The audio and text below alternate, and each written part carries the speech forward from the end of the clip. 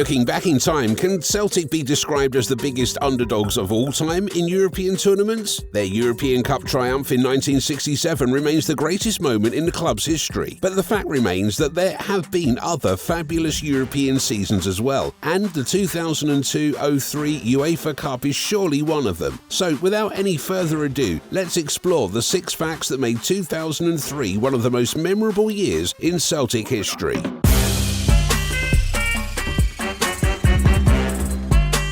Let's start by reviewing the key historical facts surrounding their famous run in the UEFA Cup. Well, realistically, it was a journey steeped in history. To understand its significance, we need to go back to 1967, when Celtic became the first British club to lift the European Cup. The Lisbon Lions made history by defeating Inter Milan with a style of attacking football that captivated the world. It was a triumph that established Celtic as a European giant, and if you want to find out more, watch our video on the subject. But what about the years that followed? How did Celtic perform after their famous triumph? Well, they continued to compete at the highest level. They reached the European Cup final again in 1970, but lost to Feyenoord. There were also notable semi-final appearances which kept the Hoops relevant in Europe. However, as Scottish football faced increasing challenges from wealthier leagues, Celtic's European prominence began to wane in the 80s and 90s. That's one of the reasons why their run in 2003 was so significant. When Martin O'Neill's men embarked on their UEFA Cup journey in 2003, it had been 16 long years since a Scottish club had reached a European final. The last to do so were Dundee United, who lost in the 1987 UEFA Cup final. And then, after a 16-year drought, Scotland was back with a bang. But how did Celtic achieve it?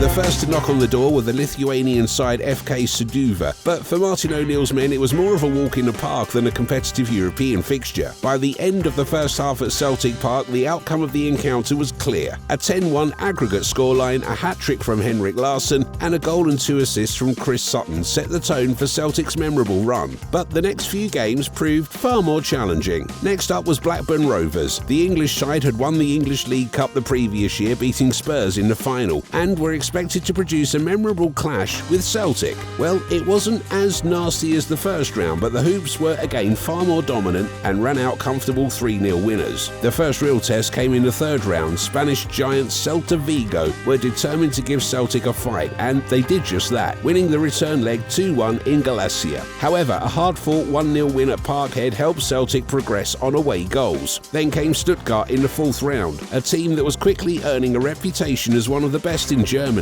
Celtic won a tense first leg at Parkhead 3-1, but a nervy 3-2 defeat in Germany was enough to send them through. In the end, Stilian Petrov's tight-angle winner at Celtic Park proved decisive as Celtic progressed to the quarter-finals, where they met the almighty Liverpool. Michael Owen, Emil Heskey, Steven Gerrard, Jamie Carragher, Milan Baros, and on and on and on. That Liverpool team was stacked. Nevertheless, Celtic once again proved the better team, and, well, after a tense 1-1 draw in Glasgow, a week later Martin O'Neill's men produced arguably their most memorable European night since the Inter triumph of 1967. A 2-0 win, and Celtic were back on the big stage of Europe. Then came the nail-biting semi-final against Portuguese side Boa Vista. Yes, it wasn't the easiest of wins, but Larsson once again showed his class and proved why he's one of the most underrated strikers in history. A 1-1 draw in Scotland and a late winner from Larsson sent the Hoops to their third European final.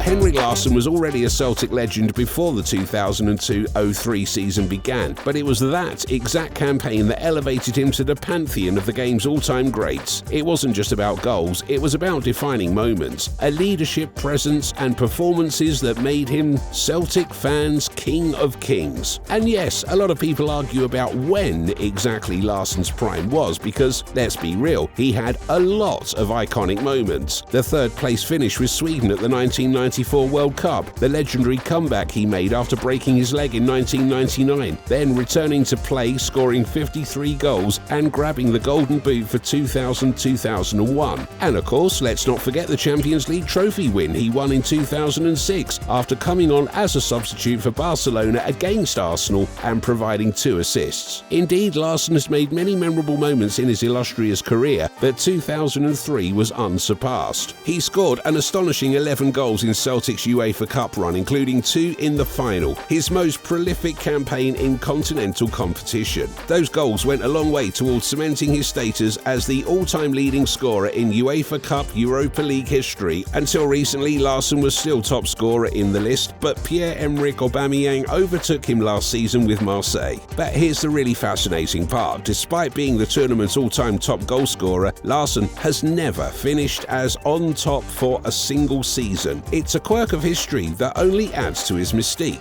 And when we tell you that the 2002-2003 was the best single season of Larsson's career, we are not kidding. A few months after the UEFA Cup final, Larsson was voted the greatest Swedish footballer of the last 50 years, an achievement that he certainly deserved.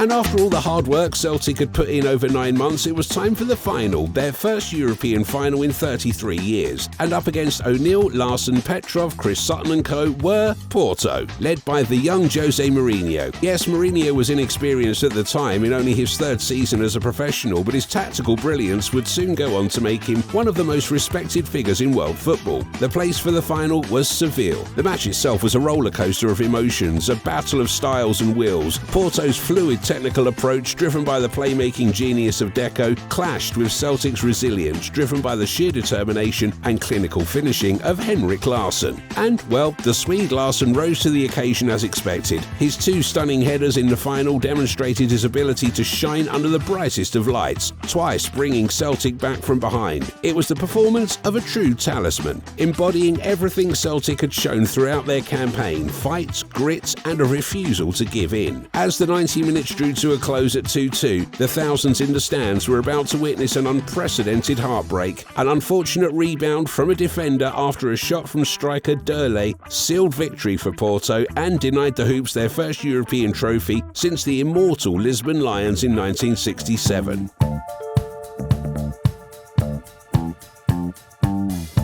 On the other hand, few of you may remember, but the 2003 UEFA Cup final between the two sides was not only historic for the drama it unleashed on the pitch, it also marked the introduction of the silver goal rule in European football. Intended as a fairer alternative to the controversial golden goal, the silver goal meant that if one team was leading at the end of the first half of extra time, the match would be abandoned without the second half having to be played. But here's the twist. Although this was the silver goal's debut in a European final, it had no bearing on the outcome in Seville. Derley's decisive strike came in the second half of extra time, ensuring that the full 120 minutes were played. The silver goal itself was UEFA's response to a widespread criticism of the golden goal, which had been introduced to encourage attacking football but often led to overcautious play, as teams feared making a crucial mistake. However, the silver goal also failed to win universal acclaim and was quietly scrapped in 2004. Ultimately, both rules were abandoned because they didn't achieve their goal of making extra time more exciting. Instead, we return to the simplicity of 30 minutes of extra time, just like Celtic and Porto did on that unforgettable night in Seville.